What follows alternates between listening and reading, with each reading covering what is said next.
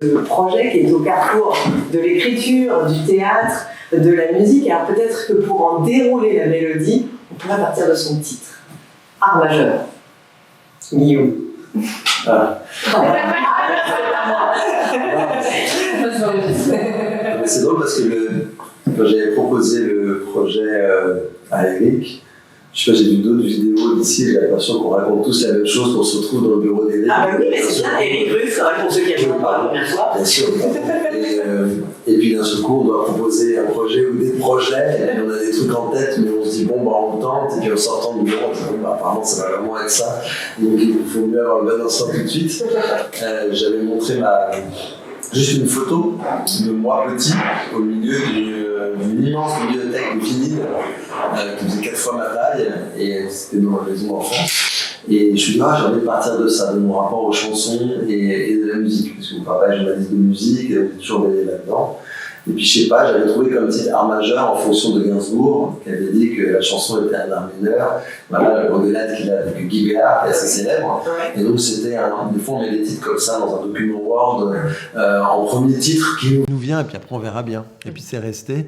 Puis à un moment, j'ai eu un petit doute. Je me suis dit, est-ce que déjà les gens vont comprendre? Est-ce que ceux qui n'ont pas vu l'interview de Gainsbourg vont comprendre ce que veut dire art majeur? Est-ce que c'est vendeur, entre guillemets?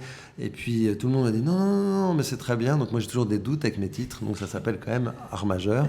Et par rapport à ça, par rapport à Gainsbourg, et à se poser la question, en gros, on répond à Gainsbourg.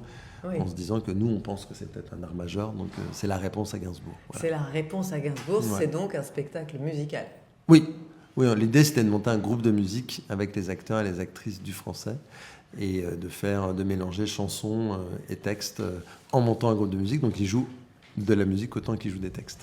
Dire qu'il y a à vos côtés Léa Thierry-Ancis, Véronique Vella, Axel Orient et Pierre-Marie Breivep, voilà, qui est un collaborateur privilégié pour vous, Guillaume, depuis bien des années, et qui est ici à la fois musicien, mais aussi arrangeur. Peut-être donc maintenant expliquer comment ce spectacle musical se construit et quel a été son processus de construction, parce que je crois que c'est quand même une aventure, plusieurs défis, plusieurs premières fois pour vous. Le spectacle musical n'est pas une première fois pour vous, mais sous cette forme. L'idée, c'était de faire un peu ce que je savais faire quand même, parce que venir ici, c'est un nouveau défi, mais c'est aussi des contraintes, parce qu'on ne choisit pas totalement les acteurs et les actrices. En tout cas, on n'a pas travaillé avec eux en amont, donc c'est une nouvelle manière de faire. Plaisir d'offrir.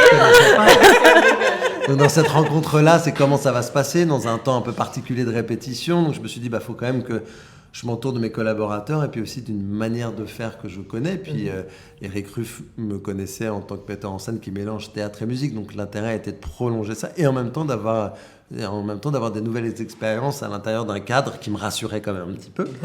Donc il y avait les nouvelles rencontres qui étaient les acteurs et les actrices du français, qui étaient aussi d'un seul coup de me dire, tiens, j'ai jamais fait, c'est de passer des commandes d'écriture. Et moi, je lis beaucoup de littérature, je lis pas du tout de théâtre, mais je lis beaucoup de littérature. Et voilà, je connaissais entre autres le roman « Ça raconte Sarah » de Pauline. Et puis on avait déjà échangé un petit peu. Et je me suis dit, tiens, et si je commandais 4 textes sur mesure pour les 4 acteurs et actrices du français, de 4 romancières. Mais je ne voulais pas les choisir tout seul. Donc j'ai offert « Ça raconte Sarah » à Léa, comme j'ai offert le livre d'Emmanuel Fournier-Lorenz, comme j'ai offert le livre de Simon Johannin ou Gilles Leroy. J'ai offert les livres en disant, j'ai l'impression que ça te correspond, Léa. Dis-moi. Faites confiance à votre instinct. Voilà. Ouais. Et puis après, des fois, ils me disaient non, et je leur donnais un autre livre, et on cherchait ensemble comme ça. Et Léa, on s'est rencontrés sur ce livre-là, et donc après, j'ai appelé Pauline en disant, il y a cette contrainte d'écriture, il faut écrire le temps d'une chanson, donc 2-3 pages, pas plus. Et le thème, c'est « Est-ce qu'une chanson a déjà changé ta vie ?» Et le deuxième thème, c'est Léa Lopez. Maintenant, qu'est-ce que vous faites ? Et après, chacun se rencontrait d'une manière différente. Et ça, je vous laisse vous raconter comment vous vous êtes rencontrés avec ces contraintes. Oui, comment est-ce que vous avez reçu cette commande, finalement, de Guillaume Pauline ? Parce que vous n'avez pas écrit jusqu'alors pour le théâtre. Vous êtes romancière, vous avez écrit aussi des albums pour la jeunesse, vous avez écrit des recueils de poèmes, mais le théâtre pas. Ici, c'est pas forcément une écriture théâtrale, mais enfin, ça a vocation à être une écriture de plateau. C'est ce que j'ai répondu à Guillaume dans un premier temps. Je lui ai dit super, mais non merci. Enfin, c'est vraiment pas pour moi. Moi, je fais pas ça. Mais j'ai écrit 2 romans dans lesquels il n'y a pas une ligne de dialogue. Donc, c'est vraiment quelque chose que je ne sais pas faire. Et là, il m'a dit écoute, le théâtre, ce n'est absolument pas du dialogue. Donc, tu peux le faire. Voilà. Donc, ça, c'est vrai, il m'a dit moi, je mets jamais en scène des textes de théâtre. De toute façon, donc voilà. Qui m'a un peu convaincue. Et puis après, il dit elles se sont rencontrées, etc. Mais pas du tout, il est metteur en scène jusqu'au bout. C'est-à-dire qu'il a mis en scène complètement notre rencontre avec Léa. Il me faisait des espèces de textos mystérieux et m'a dit... tout était hyper mystérieux. Oui, tout était hyper mystérieux. Donc un jour, il me dit tu as une place pour aller voir Médée, place Colette, tel soir, telle heure. Ok, ah oui, carrément, donc j'y vais. Non, et tu livres tel soir ou je sais pas quoi. J'étais libre. Il me dit tu vas voir Médée, regarde bien le personnage de Aphrodite et Créus. Voilà, donc voilà. Et donc j'ai vu Médée, je regardais comme ça, je plissais les yeux. Il m'a dit à la sortie, tu attends côté des artistes et tu demandes Léa Lopez. J'étais bon, d'accord, très bien. Ah oui, c'est carrément un roman, c'est génial. Donc j'y vais, c'était la nuit, j'étais toute seule et tout, et j'attendais, je savais même pas trop à quoi elle ressemblait, parce qu'en fait j'étais placée hyper loin, moi je vois pas très bien, enfin bon. Et donc il y a une jeune femme qui il y a une jeune femme qui arrive et je dis est-ce que vous êtes Léa Lopez? Elle me dit oui. Je fais je crois qu'il faut. S'il avait dit ensuite. Après je te cherchais aussi. Oui, c'est ça. Tu savais. Mais il avait dit je vous conseille d'aller boire un verre. Donc bon. Aller voir un concert. Ah oui, d'aller voir un concert. Oui. Ah oui, au début tu voulais qu'on aille voir un concert et on n'a pas pu le faire. Du coup on a juste bu un verre ensemble et c'était trop bien. C'était super.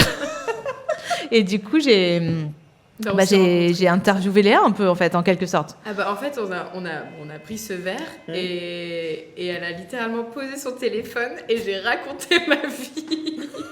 Ça s'est vraiment passé comme ça, en vrai.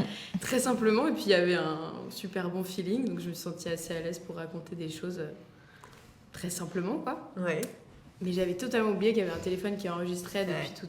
Je sais même pas combien de temps ça a enregistré, mais c'était assez long. On est resté longtemps, ouais, je sais pas, une heure et demie. Ou assez longtemps, et j'avais oublié que ça enregistrait. Et à la fin, je me suis dit, mais qu'est-ce que j'ai raconté? Qu'est-ce qu'elle va pouvoir piocher là-dedans pour écrire un texte, quoi, sur ma vie. Enfin, c'est très particulier quand même.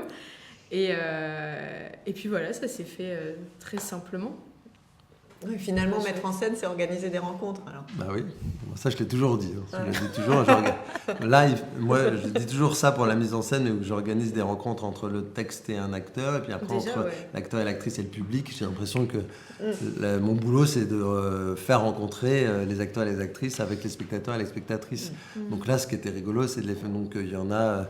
Je sais que Gilles Leroy, il a vu Véronique Vella jouer, mais il a écrit en fonction de sa voix. Il me dit c'est sa voix et je veux écrire en fonction de sa voix. Simon Joannin, je sais qu'il a pour tirer en scie, je sais qu'il a écrit en fonction de sa belgitude, et je sais pas, il y avait un truc, il dit moi je suis un peu du Nord, il y a la Belgique, je sais pas, alors il a regardé plein de vidéos de lui, mais ils sont pas rencontrés. Et au moment où ils devaient se rencontrer, en fait, il avait déjà écrit le texte en fonction, je sais pas, d'un instinct qu'il avait. Ils ont tous eu comme ça des instants. Je sais qu'Emmanuel, elle envoyait des cartes postales. Enfin, chacun a eu un rapport très différent à l'écriture pour prendre la contrainte de départ et puis la détourner aussi, quoi. C'est ça qui fait que c'est intéressant après. Mais le point commun, je pense, des 4 romanciers-romancières, c'est qu'ils ont un vrai swing de la langue. Ouais. Et c'est ce qui fait que c'était possible pour faire spectacle musical, c'était que la langue allait swinguer, quoi. Mais comme l'acteur a son swing particulier aussi. Bah oui, enfin moi c'est mon obsession, quoi. Donc, maintenant ils en rigolent, mais c'est vrai que moi je travaille que là-dessus, sur le swing de la musique, sur le swing du texte et sur le swing des acteurs, et comment ces 3 swings-là vont s'imbriquer, vont swinguer ensemble, quoi. Donc là il se trouve que c'était bien d'écrire sur mes mots, mais j'avais dit à Pauline, j'ai dit mais surtout n'écris pas de théâtre.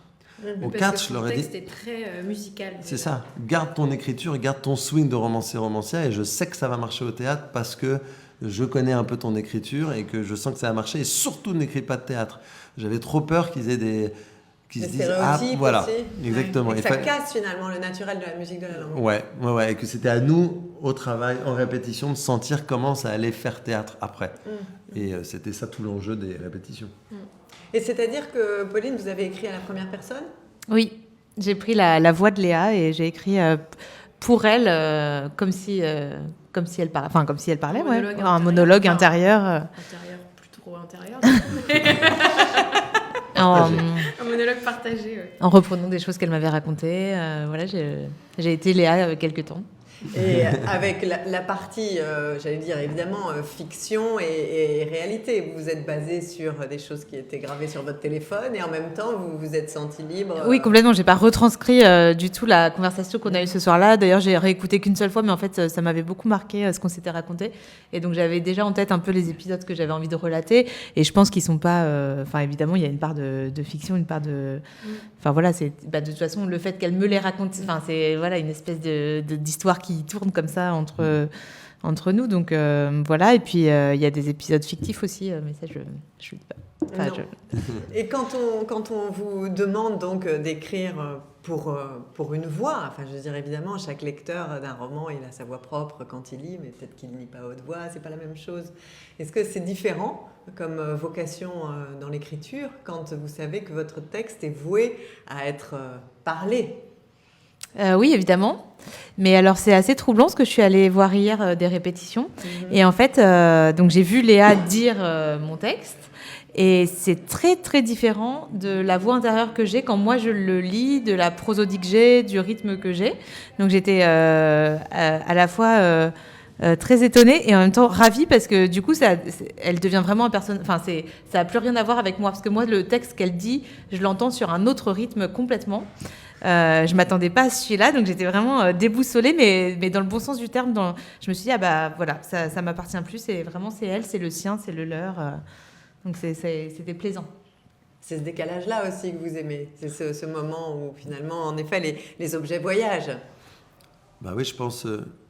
Après, je crois que c'est bien en plus de pas. Moi, j'aime pas par exemple trop entendre les romanciers ou les romancières lire leurs propres livres. Et parce que moi, je pense que j'entends, et c'est drôle, un autre tempo. Et j'essaye de pas l'imposer à Léa et de voir ce que elle va amener comme tempo en tant qu'actrice.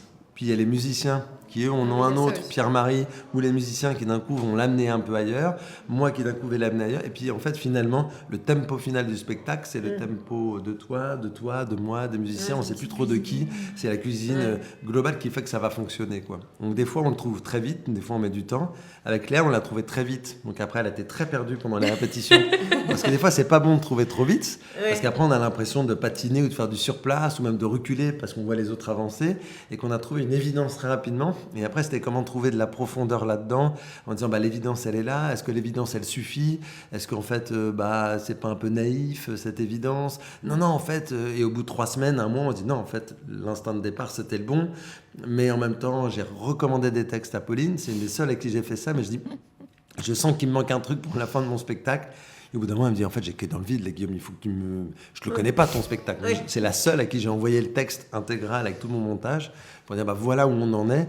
Et elle a écrit un dernier texte en fonction. Donc, c'est assez chouette. On a changé les règles du jeu, quoi, un peu.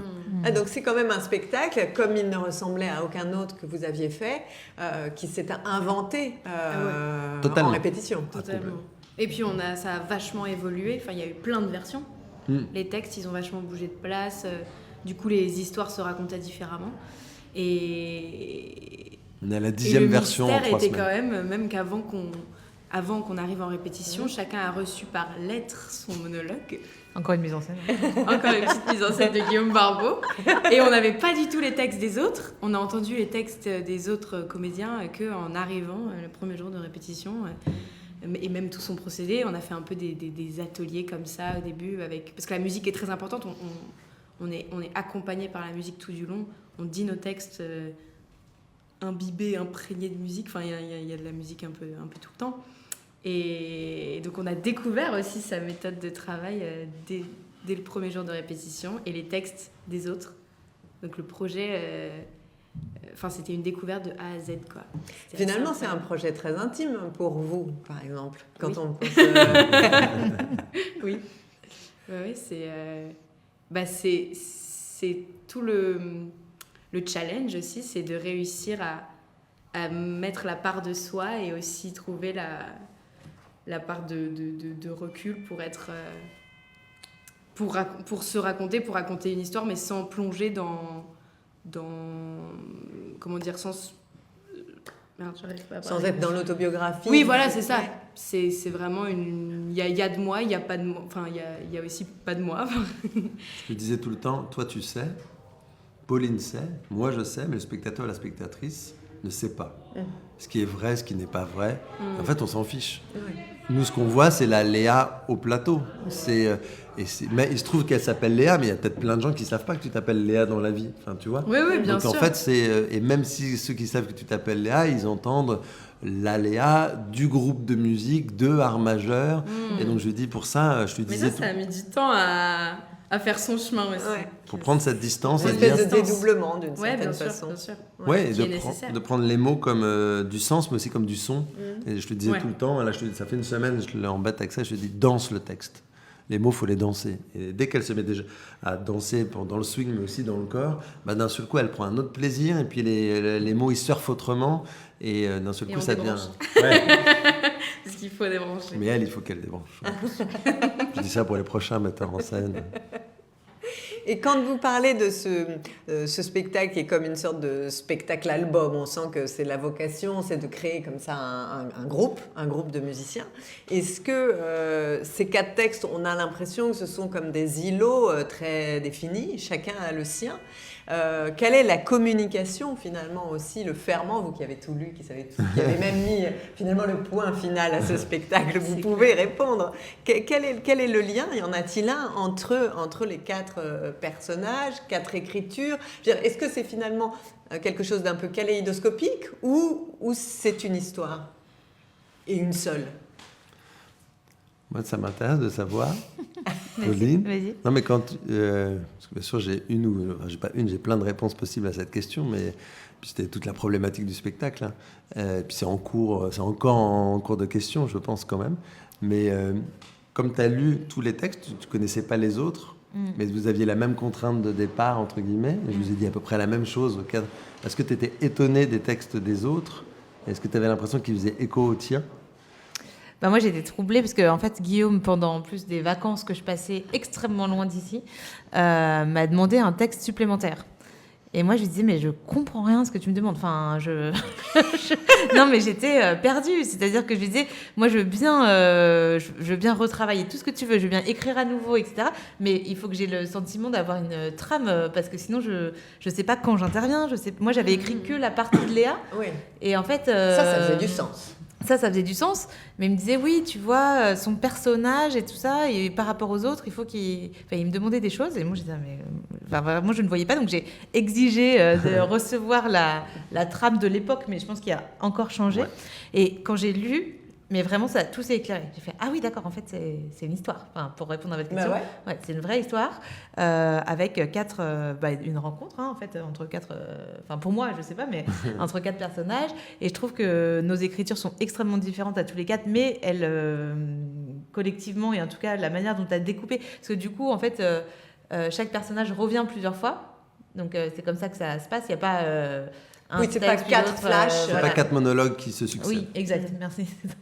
Et il nous traduit. Et ça s'imbrique très bien. Donc, ça, j'imagine que c'était tout un travail de coupe et de découpe, et voilà. Mais comme c'est fait, ou en tout cas comme je l'ai lu, ça faisait sens. Et en plus, du coup, les écritures, malgré leurs différences, je trouve, se répondent, font écho. Il y a des... C'est drôle, ça se joue dans des adjectifs qu'on utilise et qui sont parfois les mêmes, dans des choses assez minimes, mais qui font que, oui, voilà, j'étais vraiment un peu rassurée, je dois dire, de recevoir ce document. J'étais là, ah oui, il fait vraiment un spectacle, en fait. Avant ça, j'étais pas trop sûre. Et donc, c'était plus facile, après, pour moi, de boucler le texte. Il faut dire qu'ils m'ont fait confiance.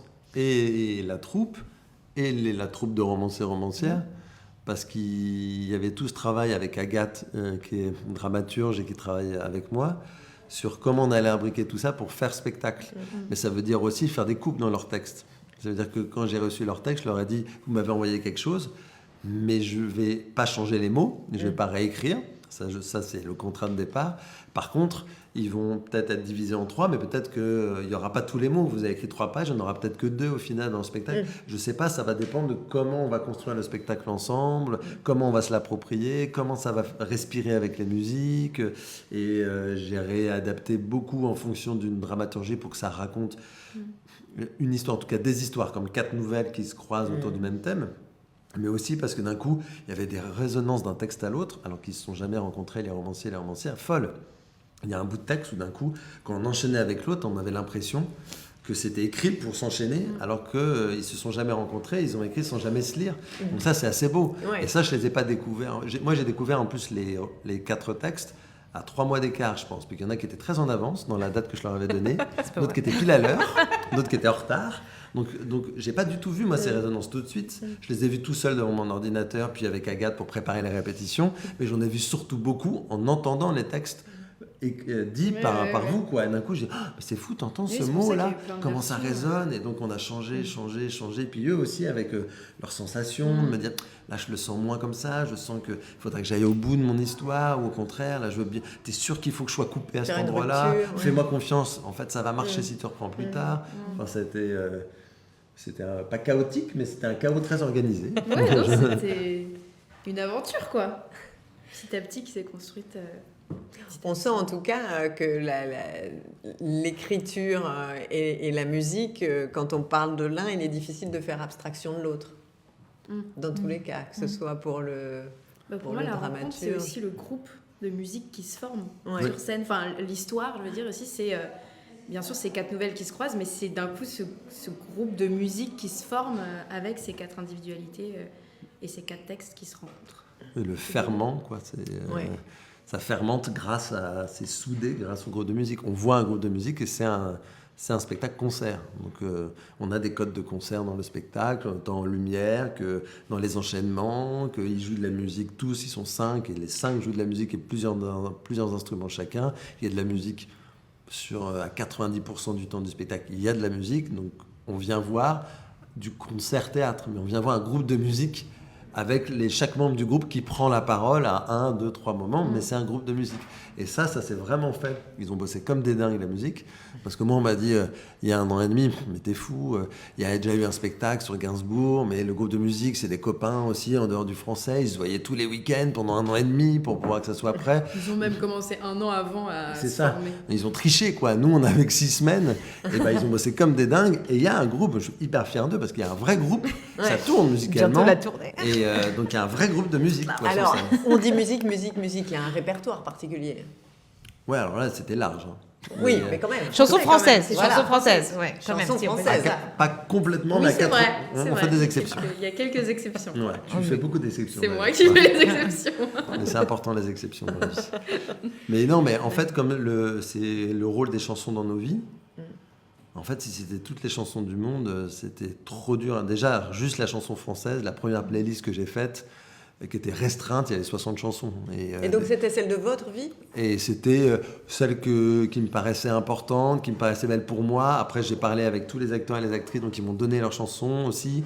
Et puis celle de Pierre-Marie, bien sûr, qui compose la musique, qui fait les arrangements. Donc déjà, mélanger tout ça, ça en faisait beaucoup. Ça en faisait une 60aine, et j'avais pas lu les textes encore. Et après, les textes arrivent qui font des références à d'autres chansons encore. Donc après, il fallait dire lesquelles on va évoquer, lesquelles on met de côté, lesquelles on me fait juste 2 notes de piano, lesquelles on va interpréter pendant 3 minutes, lesquelles on va interpréter que 1 minute. Et puis, il faut que c'est du sens. Enfin voilà, donc ça a été le gros boulot aussi des 6 semaines. Avec plein de deuil aussi, parce qu'il y a des chansons qu'on pensait mettre, et puis finalement qui ne sont pas. Des regrets. Voilà. Des regrets, non, je pense pas. Mais... Non, elles ont été là, mais pendant la création, quoi, pour nous. Juste pour vous. Alors vous chantez évidemment, mais vous jouez aussi, vous êtes au clavier, à la basse. À la basse. J'ai appris la basse. Oui, c'est ça, j'ai l'impression, quand vous la manière de le dire. J'ai appris 2 morceaux pour le spectacle, et c'est Pierre-Marie qui m'a enseigné ces 2 morceaux, et je suis très fière. C'est trop bien. C'est une préparation particulière pour vous d'être sur scène comme une chanteuse d'un groupe et en même temps comédienne? C'est un peu un rêve plutôt Ouais. qui se réalise parce que j'avais des Votre groupes rapport à la musique, c'est lequel? Oui, vous faites de la musique depuis longtemps. Depuis toute petite, je chante. Et puis j'ai eu des groupes de musique adolescente.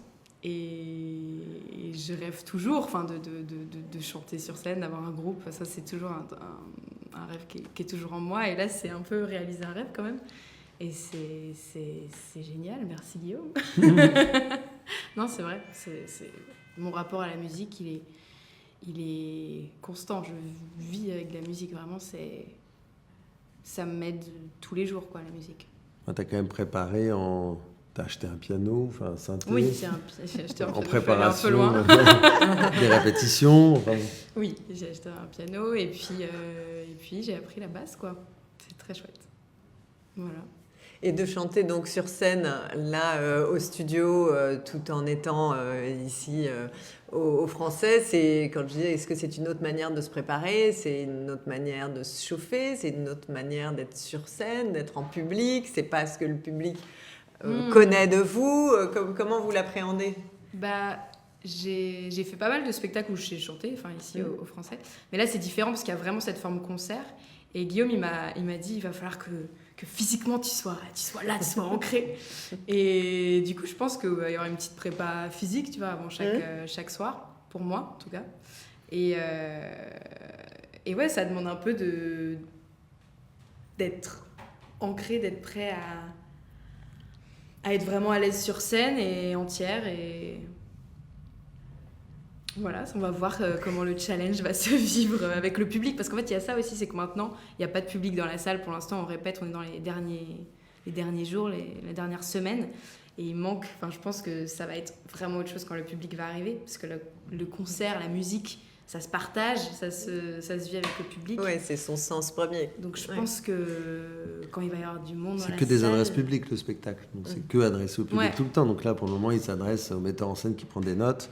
Donc c'est sûr que... Oui, parce qu'ils ne s'adressent pas tellement les uns aux autres. Un peu, mais principalement au public. Principalement au public, quand même. Ça circule, quoi. Ouais. Du coup, c'est vrai que le spectacle va naître, je pense, le jour de la première aussi. Enfin, d'une autre manière, avec le public, quoi. Et vos camarades, donc, Thierry Ansys, lui, joue du piano. Oh là là. Super bien. Impressionnant. Entre autres. Il fait de la basse, il joue de la guitare. Il fait de la basse, pareil, il a commencé là sur ce projet, il a fait moi aussi je peux jouer de la basse. Voilà, on lui a mis une basse dans les mains. Par la batterie, il fait de tous les instruments, il fait même de l'accordéon dans le spectacle. Impressionnant. Non. Véronique Vella, on l'a souvent entendu chanter. Et là, elle fait de la guitare. C'est la guitariste officielle du groupe de musique Art Majeur. Ouais.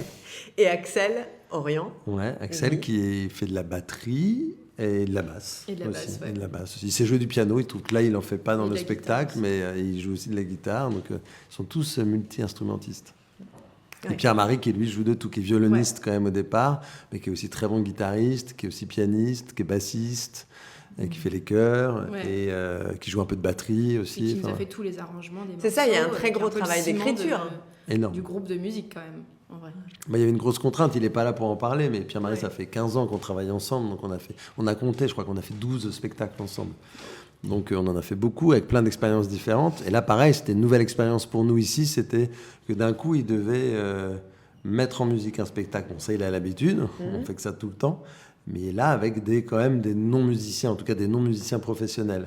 Et de monter un groupe. Donc ça ne veut pas dire simplement ça. En 6 semaines, exactement. En 6 semaines, en 6 demi-semaines, puisqu'on travaille que les après-midi. Donc, alors on trichait un peu des fois les matins pour de la musique, mais quand même. Mais surtout, c'est que moi, je n'avais pas du tout pris en compte ça. C'est qu'il m'a dit, mais Guillaume, oui, Thierry, il joue très bien du piano. Oui, Véronique, elle sait jouer de la guitare. Oui, elle va jouer, ils vont jouer de la batte. Mais jouer seul, ok. Mais là, il faut jouer ensemble. Ouais, c'est ça. Et jouer ensemble, c'est complètement autre chose. Et il dit, là, c'est pas la même écoute. Puis il y a toute une histoire de tempo. Donc, il met tout le temps le tempo dans les enceintes. Donc, on entend le métronome qui est là, le clic. Parce qu'il faut jouer ensemble. Et jouer ensemble de la musique, c'est vraiment d'autres contraintes. Donc, ils avaient des répétitions purement musicales toutes les semaines se libérer un peu de ça et arriver à jouer ensemble et à s'écouter. Et ça, c'était un gros travail. Et Pierre-Marie a fait tous les arrangements en fonction des qualités de chacun pour sentir aussi, pour pas que ça soit des défis improbables. Pour pas que vous soyez inconfortable. Voilà, pour qu'il y ait du plaisir en fait là-dedans, quoi. Donc il avait vraiment fait du sur-mesure. Il a fait un travail incroyable. Ouais. C'est-à-dire que ça vous tombe comme un gant dans la voix.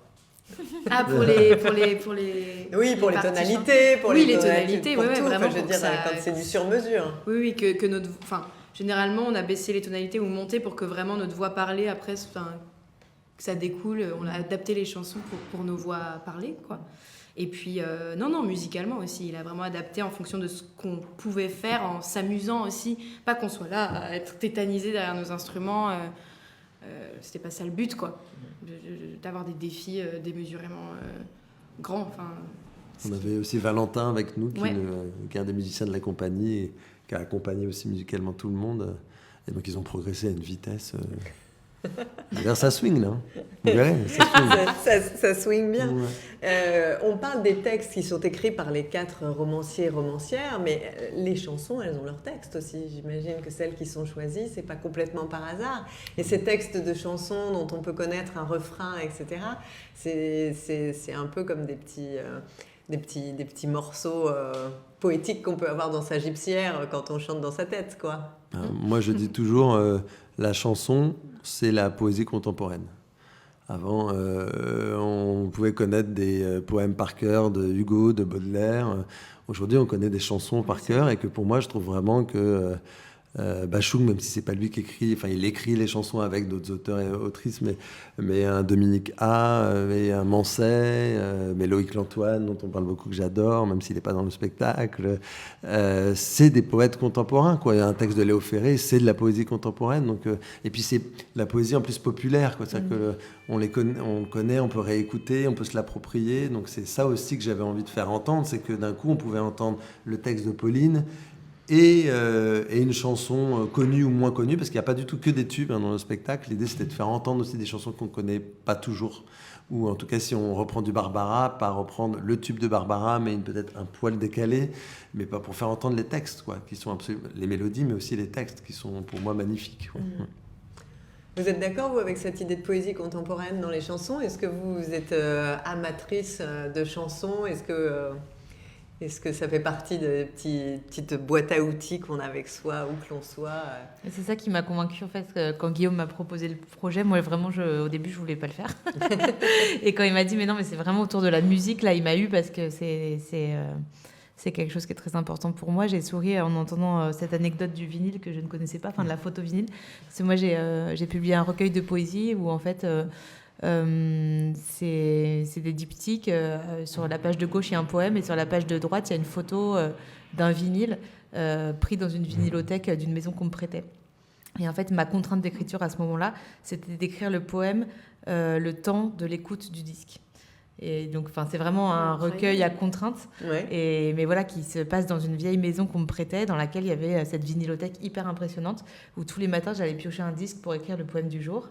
Et donc, du coup, voilà, moi, c'est ce rapport-là à la musique que j'aime aussi, les surprises que révèlent certains disques où on connaît une chanson par cœur, mais en fait, on écoute celle d'après, on est dit, c'est elle la plus belle, en fait. Voilà, donc tout ça, ça me correspondait bien. Tu m'as foutu en l'air mon cadeau de première. C'était ce que je voulais offrir à Léa en cadeau de merde. Là, du coup, j'étais en mode, mais je veux le lire, ce recueil. T'inquiète, Non, mais ça sera un très bon cadeau. C'est pour ça aussi que je t'ai proposé le projet. Je savais que ça allait te parler, parce que je l'avais lu. Ça aurait été dommage que tu refuses, quand même. Oui, vous avez un rapport à la musique très fort, parce que il y a un pianiste, David Cadouche, qui a fait un disque sur Madame Bovary, et vous participez au livret de ce disque, et la musique irrigue quand même beaucoup votre vie. Vous avez aussi un rapport de musicienne ? Alors moi, non, je suis très mauvaise musicienne. C'est un grand regret d'ailleurs, mais effectivement, j'ai eu l'honneur d'avoir David Cadouche et aussi Noémie Westfeld, qui est une autre musicienne qui m'ont fait... qui chantent, qui m'ont fait des commandes alors je ne sais pas comment on dit pour les disques, mais de préface de disques. Et ça m'avait... De livret, voilà. Et ça m'avait beaucoup touchée. J'ai eu des commandes de l'Opéra de Paris aussi. Donc, à chaque fois, c'est vrai qu'on vient me chercher sur ce terrain-là, qui n'est pourtant pas le mien, mais qui est le vôtre quelque part. Mais en tout cas, voilà, qui est le mien intérieur, en tout cas. Donc ouais.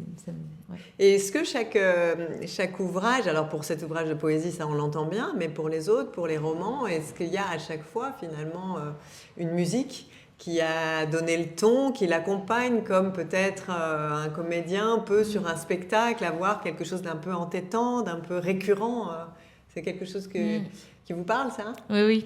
Pour Ça raconte Sarah, c'était La jeune fille et la mort de Schubert, qui d'ailleurs, qui termine l'ouvrage. La narratrice l'écoute et on devient folle à force de l'écouter. Et pour mon second roman, Qui sait, c'est une chanson très populaire. C'est moi Jérôme. Vous connaissez cette chanson? Non, je vous invite à l'écouter. Rien à voir, c'est vraiment le grand écart. C'est de la variété pourrie, enfin on peut le dire. Mais voilà, c'est cette chanson-là qui m'habitait et vraiment j'écoutais presque rien d'autre. Ouais. Et ça c'est inexplicable. Ça innerve l'écriture. Est-ce que l'écriture, quand elle est accompagnée de Schubert, elle est différente que Jérôme? Ah oui, complètement. C'est moi Jérôme. C'est moi Jérôme, j'ai hâte de l'écouter. Mais oui, bien sûr, non, c'est des choses très différentes. Je suis allée chercher à chaque fois quelque chose. Jérôme, c'est parce que un de mes personnages de ce roman s'appellerait Jérôme et que ça faisait sens pour moi. Mais effectivement, c'est pas du tout écrit de la même manière que quand on écoute Schubert, c'est sûr. Oui, il y a quelque chose de poreux. Vous aussi, par exemple, sur des rôles différents, est-ce qu'il y a des choses comme ça qui ont été saillantes, c'est-à-dire un travail sur une pièce qui aurait été accompagné d'une musique particulière? Moi, je bosse beaucoup. Enfin, la musique, c'est aussi pour moi une ambiance pour dans bouger, le corps, pour on danser. sent. Ouais, il y a un truc où du coup, beaucoup dans mes spectacles, je danse beaucoup en préparation avant de monter sur scène. Et par exemple, sur Médée, je faisais un échauffement et je mettais toujours de la danse. Mais ça variait vachement. Il faut que ça bouge, quoi. Ça peut être du Beyoncé, ça peut être du Rosalia, c'est très éclectique. Mais vous allez piquer une énergie, c'est ça? Ouais, c'est plus pour me remplir d'énergie, de bonne énergie. Pour Art Majeur, je sais pas encore, on verra quelle musique sera. Il y en a tellement sur le plateau déjà, mais là j'en ai pas une qui me vient en tête particulièrement. Et vous, Guillaume, sur ce rapport à la musique constant, donc depuis tout petit, né au milieu des vinyles, ça c'est une chose, ça vous imprime quelque chose dans le corps aussi. Vous n'avez pas tellement le choix, en fait. Maintenant, je fais que des spectacles où il y a de la musique live au plateau, donc de toute façon, elle est là. Après, c'est pas toujours la musique qu'il y aura au plateau, n'est pas toujours la musique que j'écoute quand je fais les adaptations, puisque j'adapte des textes, souvent des romans, et j'envoie ma playlist à Pierre-Marie, qui l'écoute, qui dit bon, ça sera pas ça, le spectacle, Guillaume. Je dis, bon, d'accord, mais au moins t'as entendu et ça le nourrit. C'est notre première discussion, passe souvent par les playlists que j'ai écoutées pendant que j'adaptais. Et puis souvent, en fait, c'est que je dis aux acteurs, aux actrices, là pas spécialement, pardon, mais parce que c'est tellement lié à la musique. Enfin, ils chantent, ce qui n'était pas le cas dans mes spectacles d'avant, mais dans les autres spectacles, je leur dis, en fait, quand j'ai adapté cette scène pour moi, c'est l'Erita Mitsuko.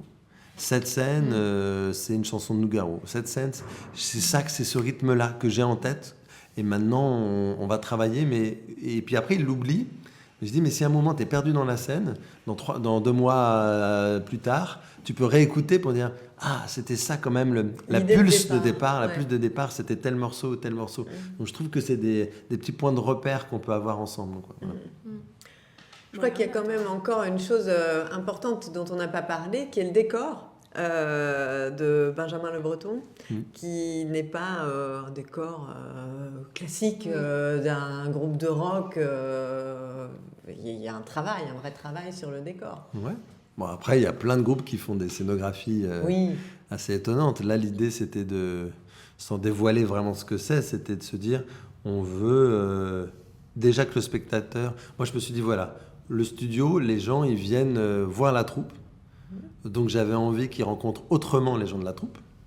Et je me suis dit, j'ai envie qu'ils rencontrent aussi autrement l'espace qu'ils connaissent par cœur du studio, puisque les gens ont l'habitude de revenir comme un rendez-vous amoureux, de retrouver des gens de la troupe et de retrouver un espace qu'ils connaissent bien. Donc, d'avoir l'illusion d'optique que le théâtre a été vraiment transformé. Donc, de ne pas avoir un décor réaliste, que ça signifie rien de spécial.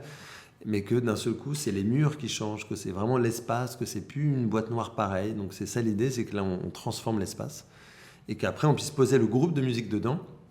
Surtout qu'on a conçu la scénographie avant que les textes soient écrits. Donc il fallait que ça puisse accueillir le groupe de musique, sachant qu'on ne savait pas quelles allaient être les musiques. Il fallait que ça puisse accueillir les textes, sachant qu'on ne connaissait pas les textes. Donc l'idée, c'était que voilà, trouver un lieu d'accueil. Voilà. Trouver le lieu d'accueil. Et la contrainte à Benjamin, c'était de dire, Benjamin, je veux que ça soit une scénographie qui, ce lieu d'accueil puisse être assez immersif pour que le spectateur se sente vraiment pris comme une sensation dans la scénographie, dans le groupe, dans la musique, parce que c'est ça que moi, en tant que spectateur, je ressens beaucoup dans les concerts et moins au théâtre, de me sentir vraiment au plateau, quoi. Ouais. Et j'avais envie qu'on puisse retrouver ça sur scène. Voilà. De faire peut-être aussi un peu perdre ses repères, d'une certaine façon, à celui qui est dans la salle. Ouais, d'aller chercher par un biais un peu détourné les choses. Ouais. Et cette idée de commander des textes, c'est drôle parce que c'est la première fois que vous collaborez avec la maison, mais finalement c'est un peu dans l'ADN de la maison, parce que Molière, il écrivait sur mesure pour ses comédiens. Ouais. Voilà. Là, vous êtes dans cette espèce de fil rouge. Il n'y a pas eu tant de commandes d'écriture Non, ici, pour ça, mais justement. vous inscrivez un peu là-dedans, parce que vous avez vraiment fait les choses de sorte que ce soit un texte sur mesure, pour une voix, pour un échange épistolaire, pour une conversation dans un bar, mais quelque chose de... Oui, ça retourne... en plus, c'est drôle parce que Eric Ruff m'avait dit, mais sinon, on va faire l'année Molière, parce qu'à l'époque, on parlait de ce projet, c'était avant le confinement et au moment de la préparation de l'année Molière. Il dit, est-ce que tu veux pas mettre en scène... un Molière, est-ce que tu n'as pas une idée autour de Molière quand on présentait tous les projets? Je disais, non, Molière, pardon, mais c'est pas du tout mon ADN. Et finalement, j'ai un ADN décalé, mais je refais un écho par rapport à ce que vous dites. Donc, et puis quand même, c'était un petit fantasme de pouvoir commander à 4 romancières que j'aime. D'un coup, je peux les rencontrer en vrai, on peut discuter. D'un coup, j'ai un bout de texte de Pauline Delabroyère qui est un peu à moi quand même grâce à ce projet. Donc c'est quand même...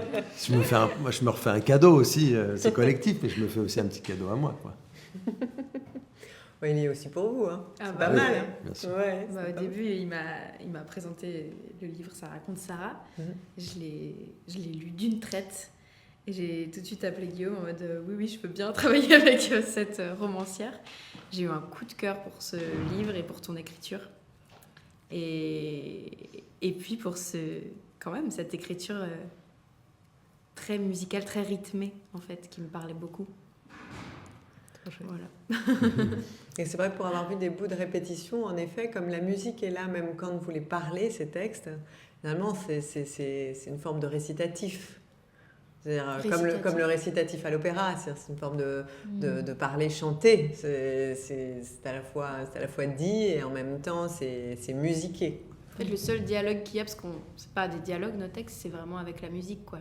Enfin, en tout cas, ce que tu essayes ce qu'on travaille tout le temps, c'est que peut-être que le texte il va être tous les soirs différent, parce que ça va être en fonction aussi de ce que les copains ils envoient derrière, les accents, les nuances et donc, c'est le dialogue qui opère et qu'on livre après au spectateur, quoi. L'idée, c'était de faire naître aussi les chansons sans que ça fasse texte, chanson, texte, chanson. Oui. Et que le texte illustre la chanson illustre le texte, qui est possible, qui aurait été peut-être presque plus simple, on aurait gagné du temps. Mais sauf que c'était pas la contrainte. Et d'un coup, non, et puis ça me ressemble pas. Et d'un coup, c'était, faut pas que ça naisse de rien, mais il faut que ça naisse mine de rien.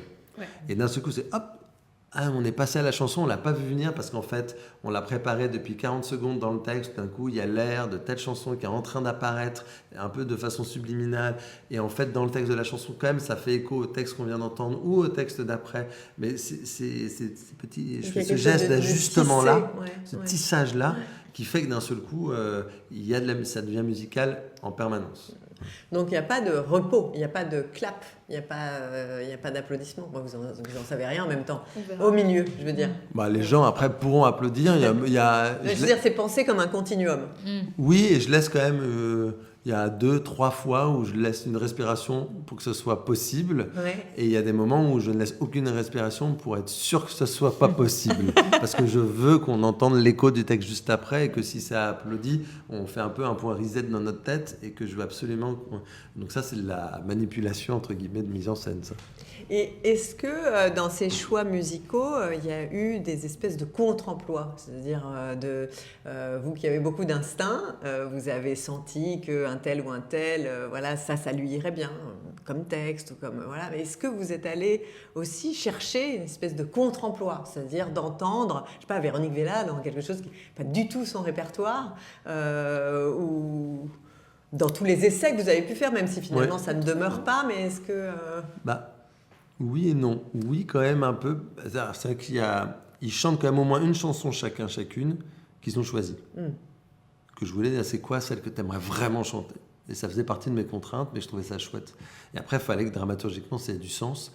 Et c'est et le travail et les hasards de la vie qui font que ça marche hyper bien, je crois. Après, des fois, dans leur choix de chanson, je vais dire, ok, mais je veux pas que tu l'interprètes comme tu pourrais l'interpréter de façon instinctive. J'aimerais que tu l'interprètes différemment et qu'on le réarrange de façon plus étonnante. Donc là, c'est à cet endroit-là souvent que je les déplace. Et des fois, dans des chansons, Véronique, elle a choisi vraiment les 2 chansons principales qu'elle chante, c'est quand même son choix. Mais on les a décalées musicalement les 2. Et il y en a une autre qu'elle chante, qu'elle n'avait pas du tout prévu de chanter, mais qu'elle chante un peu plus collectivement. Mais donc, hop, je crée comme ça des décalages. Et puis des fois, il y a des chansons que je dis, ça va les décaler, c'est bien. Et puis en fait, je comprends que c'est une chanson qu'ils adorent. Puis je m'y attendais pas du tout. Donc en fait, finalement, on a plein de points communs quand même. Donc ça, c'est chouette. Ça, c'est les hasards les hasards provoqués de répétition, quoi. Ouais, ça reste quand même, je trouve très respectueux de ce qu'on est. Enfin, comme tu as voulu un peu faire ressortir ce qu'on est tous les 4, les chansons qui sont choisies sont très fidèles quand même à ce qu'on est. Mais vous êtes très complémentaires, donc ça marchait bien aussi. C'était ça que c'était important, c'était que tous les 4... je ne dis pas tous les 5 parce que Pierre-Marie ne chante pas, mais tous les 4 chanteurs, vous avez des personnalités différentes qu'on ressent, je pense, dans les textes et qu'il fallait aussi qu'on ressente dans le choix des chansons. Et ils n'aiment pas exactement les mêmes chansons, quoi. Donc moi, j'avais des chansons de départ. La distribution, par exemple, a changé plusieurs fois avant le premier jour de répétition, comme tous les projets ici. Et donc, j'ai changé les chansons. Et même les romanciers et romancières, j'en avais pensé des fois à d'autres. Mais comme les comédiens, finalement, changeaient la distribution, je n'allais pas garder ceux d'avant. Il fallait vraiment faire du sur-mesure, quoi. C'est ça. La rencontre, elle se passait à cet endroit-là, quoi. Je crois que c'est ça qui fait que c'est beau au plateau. Parce que maintenant, il faut qu'il la grasse, quoi. Voilà. Et est-ce que c'est une manière toute particulière de rencontrer ses camarades? C'est-à-dire que de les entendre chanter, jouer, c'est comme une sorte de couche supplémentaire d'intime qu'on partage. Ouais. En fait, oui, c'est ça. Je crois que ça rentre plus dans l'intime tout de suite. Enfin, il y a une pudeur qui est là au début, et puis plus les répétitions avançaient, plus cette pudeur, elle s'est envolée. Et on s'est rencontrés comme ça, enfin, je trouve. Et c'était super beau, et ça fait, enfin, la musique aussi, ça fait se rencontrer à un autre endroit, et c'est aussi s'amuser vraiment ensemble, déconner, et ça nous a fait nous rencontrer de manière très intime, tous les 4. Ça va créer un vrai groupe. On espère. On ira au concert de ce vrai groupe.